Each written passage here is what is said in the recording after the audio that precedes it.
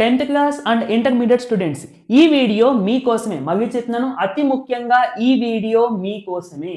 మీరు రాసేటువంటి పబ్లిక్ ఎగ్జామ్స్లో మీ స్కోర్ని ఇంక్రీజ్ చేయడానికి ఈ 3 పవర్ఫుల్ స్టెప్స్ ఎంతగానో యూజ్ అవుతాయి. మీరు జీరో లెవెల్లో ఉన్నా, యావరేజ్గా ఉన్నా, ఎలా ఉన్నా కానీ ఈ 3 స్టెప్స్ని ఫాలో అయితే మీ స్కోర్ కంపల్సరీ 100% ఇంక్రీజ్ అవుతుంది.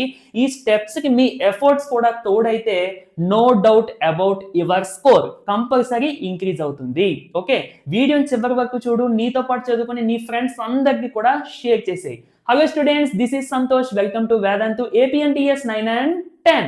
సో ఇందులో నేను 3 స్టెప్స్ రాశాను నాన్న, 1, 2, 3. ఇందులో ఫస్ట్ మొదటి స్టెప్ చూద్దాం.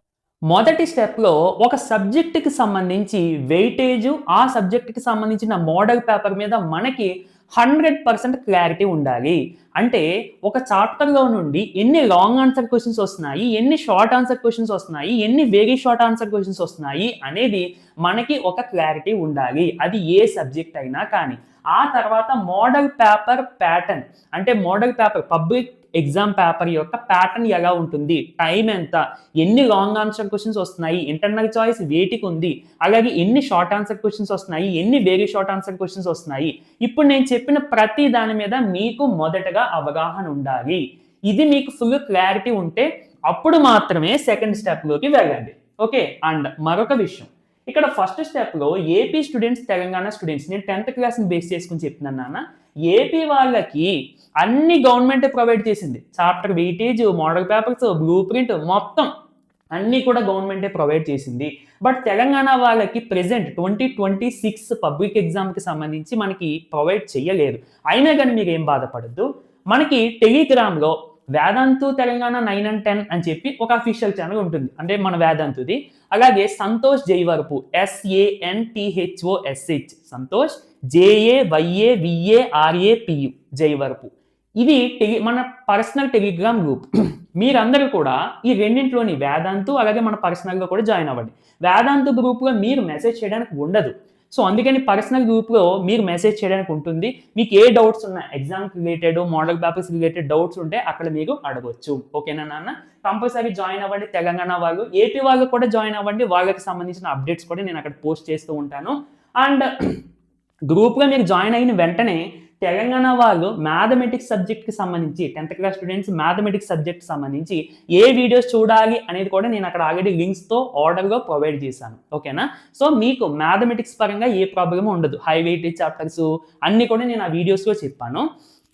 అండ్ మరి మిగిలిన సబ్జెక్ట్స్ పరిస్థితి ఏంటి సార్? మ్యాథమెటిక్స్ ఓకే, మరి మిగిలిన సబ్జెక్ట్స్ ఏంటంటే మన టీచర్స్ని మీరు కాంటాక్ట్ అవ్వాలి నాన్న. అప్పుడు వాళ్ళు మీకు ఏంటనేది మీకు ఒక క్లారిటీ ఇస్తారు. బ్లూ ప్రింట్, మోడల్ పేపర్స్ ఇవన్నీ కూడా. అలాగే మన వేదాంతులో కూడా రికార్డెడ్ వీడియోస్ వస్తూ ఉంటాయి ప్రతిరోజు కూడా. అవి మీకు వాటిని మీరు ఫాలో అవుతూ ఉండండి. ఓకేనా నాన్న? First step is complete. ఇక సెకండ్ స్టెప్, ఇప్పుడు మనకి చాప్టర్ యందు వెయిటేజ్, ప్యాటర్న్ అన్ని ఫుల్ క్లారిటీ ఉన్నాయి. తర్వాత ప్రిపరేషన్లోకి అడుగు పెడదాం. ఏంటి ప్రిపరేషన్, ఎలా స్టార్ట్ చేయాలి, వేటికి ప్రిఫరెన్స్ ఇవ్వాలి అనేది మనం మొదట మాట్లాడుకుంటే, నేను మ్యాథమెటిక్స్ సబ్జెక్ట్ కాకుండా మిగిలిన సబ్జెక్ట్స్ అన్నింటి గురించి మొదట చెప్తాను. మ్యాథమెటిక్స్ సబ్జెక్ట్ ఇది కాదు, ఇప్పుడు నేను చెప్పేదాకా మీరు ఇంక్లూడ్ చేయొద్దు. చూడండి, మీరు ఈ సబ్జెక్ట్స్లో మ్యాథమెటిక్స్ కాకుండా మిగిలిన సబ్జెక్ట్స్లో మొదటిగా లాంగ్ ఆన్సర్ క్వశ్చన్స్ చదవాలి బేస్డ్ ఆన్ ద ప్రిఫరెన్స్. అంటే మనకి weightage chapters, high weightage chapters ఉంటాయి కదా, మొదట అక్కడ నుండి మొదలు పెట్టండి, హై వెయిటేజ్ చాప్టర్స్ నుండి. అందులో మళ్ళీ లాంగ్ ఆన్సర్ క్వశ్చన్స్ మొదట చదవండి, తర్వాత షార్ట్ ఆన్సర్ క్వశ్చన్స్, తర్వాత వెరీ షార్ట్ ఆన్సర్ క్వశ్చన్స్. ఈ ప్యాటర్న్ మీరు ఫాలో అవ్వాలి. అంటే కొన్ని ఎగ్జామ్స్ లో మనకి MCQs కూడా ఉంటాయి. Of course very short answer questions అన్న MCQs అన్న ఒకటే. But very short answer questions అంటే మనం రాస్తాము, MCQs అంటే బిట్స్ పెడతాం, అంతే తేడా. ఇక మన మ్యాథమెటిక్స్ సబ్జెక్ట్కి వచ్చేస్తే ఇందులోని ఆర్డర్ రివర్స్ అయిపోద్ది.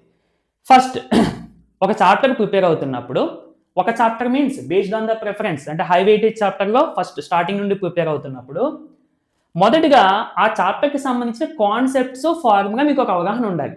For example 10th class trigonometry తీసుకుంటే, మొట్టమొదటిగా మనకి ట్రిగ్నోమెట్రీ అంటే ఏంటి, రైట్ యాంగిల్ ట్రయాంగిల్ గురించి, తర్వాత ట్రిగ్నోమెట్రిక్ రేషియోస్, తర్వాత యాంగిల్కి సంబంధించిన బాక్స్, తర్వాత ట్రిగ్నోమెట్రిక్ ఐడెంటిటీస్, ఇవన్నిటి మీద మీకు ఒక ఐడియా ఉండాలి మొదటగా.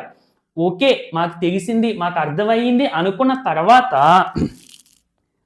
బేసిక్స్ ఫార్ములా తర్వాత ఏం చేయాలంటే first very short answer questions. అదేంటి సార్ ఇందులోనేమో లాంగ్ ఆన్సర్ క్వశ్చన్స్ చదవమన్నారు, ఇందులో ఏంటి వెరీ షార్ట్ ఆన్సర్ క్వశ్చన్స్ చదవమంటున్నారు అంటే చెప్తా. ఇప్పుడు నువ్వు మ్యాథమెటిక్స్లో బేసిక్స్ ఫార్ములాస్ చదువుకుంటావు, చిన్న క్వశ్చన్ నుండి స్టార్ట్ చేసావు అనుకో, చిన్న క్వశ్చన్ నుండి అవి నీకు త్వరగా ఆన్సర్స్ వస్తాయి.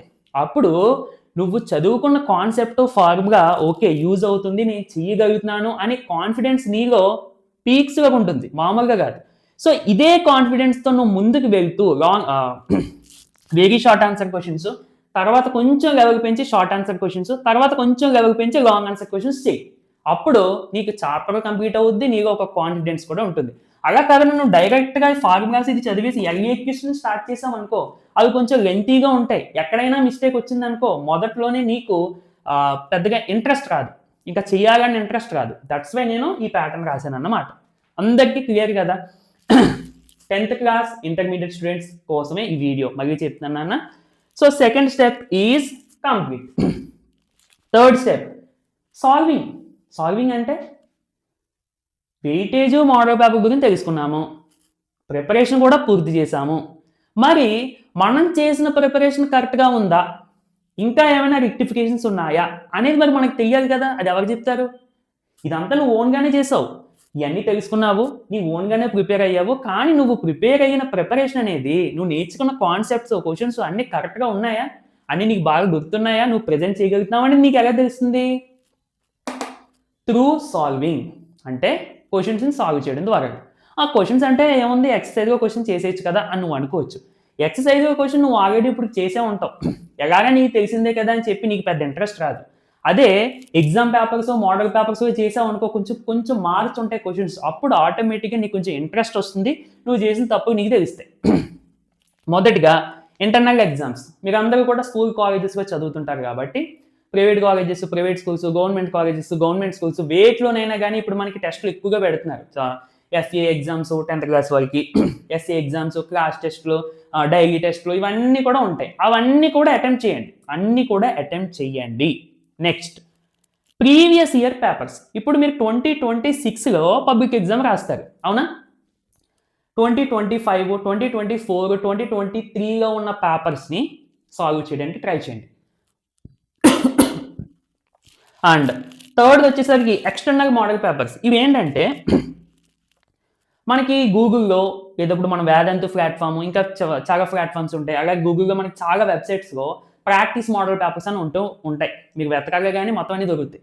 ఆ ప్రాక్టీస్ మోడల్ పేపర్స్ కూడా మీకు చూస్తే ఇంకా మీకు ఒక మంచి క్లారిటీ వస్తుంది, ఒక మంచి అండర్స్టాండింగ్ వస్తుంది. ఓకే సార్, ఇవన్నీ చేయమన్నారు, బాగానే ఉంది, చేసేస్తే మాకు అయిపోయినట్టేనా అంటే ఇక్కడే లాస్ట్ అన్నిటికంటే ఇంపార్టెంట్. చూడండి లాస్ట్లో ఏం రాశాను, రెక్టిఫికేషన్ లేదా మోడిఫికేషన్ ఏదైనా ఒకటే. ఇప్పుడు చూడండి, మీరు ప్రిపేర్ అవుతున్నారు, ఎగ్జామ్స్ ఈ పేపర్స్ అన్నిటిని రాస్తున్నారు. ఈ పేపర్స్ రాస్తున్నప్పుడు మీకు కొన్ని చోట్ల డౌట్స్ వస్తాయి, కొన్ని చోట్ల మర్చిపోతారు, కొన్ని చోట్ల ప్రజెంట్ చేయలేకపోతారు. So these are the mistakes. మనం రెక్టిఫై చేసుకోవాల్సిన మిస్టేక్స్ ఇవే. ఏ క్వశ్చన్ దగ్గర లేదా ఏ చాప్టర్ దగ్గర ఆగిపోతున్నాము, స్టక్ అయిపోతున్నాము, డౌట్ వస్తుంది, ప్రజెంట్ చేయలేకపోతున్నాము అనేది మీకు ఒక ఐడియా వచ్చేస్తుంది ఈ పేపర్స్ ద్వారా. సో దట్ వాటిని మళ్ళీ ప్రిపేర్ అవ్వాలి. సో పబ్లిక్ ఎగ్జామ్కి వెళ్ళే కొద్దీ మీకు ఇవన్నీ చేస్తూ ఉంటే మీలో ఉన్న మిస్టేక్స్ ఒకటి తగ్గుతాయి, స్కోర్ అనేది పెరుగుతుంది. ఓకే, సో ఇదండి మనకి వీడియో. చక్కగా ఈ 3 స్టెప్స్ కూడా మీరు మంచి ఎఫర్ట్స్ పెట్టి వర్క్ చేస్తేనే వర్క్ అవుతాయి, మీ స్కోర్ పెరుగుతుంది. లేదంటే ఇంకా నేనేం చెప్పను. ఓకే, ఇంకా తర్వాత నేనేం చెప్పను, సెంటెన్స్ మీకే తెలుస్తుంది. సో వీడియోని అయితే తప్పకుండా లైక్ చేయండి, ప్రతి ఒక్కరికి కూడా వీడియోని షేర్ చేయండి. నెక్స్ట్ వీడియోలో మళ్ళీ మనం కలుద్దాం. Thank you for watching.